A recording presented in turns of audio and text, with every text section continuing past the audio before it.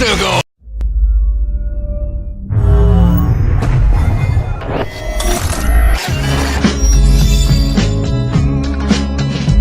The experience of Arkham Asylum was this kind of pressure cooker where Batman and Joker were really kind of engaged in this cat and mouse game. Moving the action out onto the streets of Gotham City has meant we're giving the player a load more navigational freedom.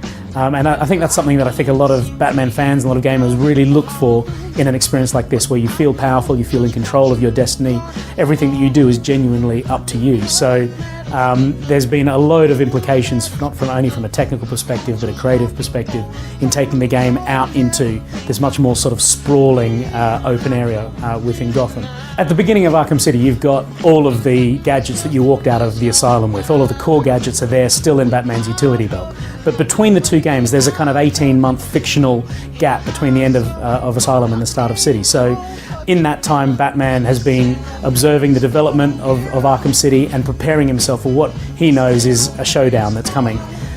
So all of his gadgetry has evolved differently because the challenges that he's going to face within Arkham City will be different to those that he faced within Arkham Asylum.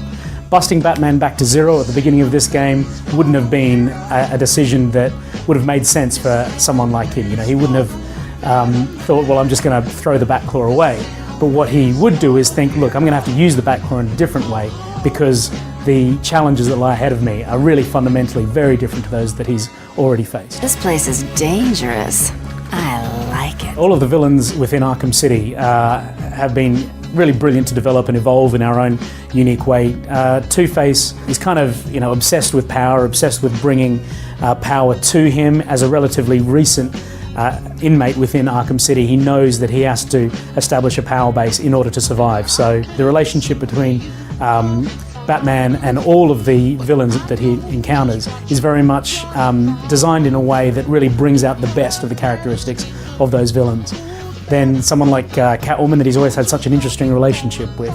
You know, you can see that the way that he treats her is very different to the way that he treats, you know, a Joker or Two-Face. Well, the Joker's pretty sick, and all of the other villains that are in Arkham City are aware of this. So, you know, part of Two-Face's plan is to really take advantage of the fact that Joker, who was always the top dog, is kind of on his back foot. So the effect that has had on Harley has sort of come through as well. Harley Quinn, Joker's longtime girlfriend, sort of feeling the pressure of no longer being able to take care of Joker in the way that she always has.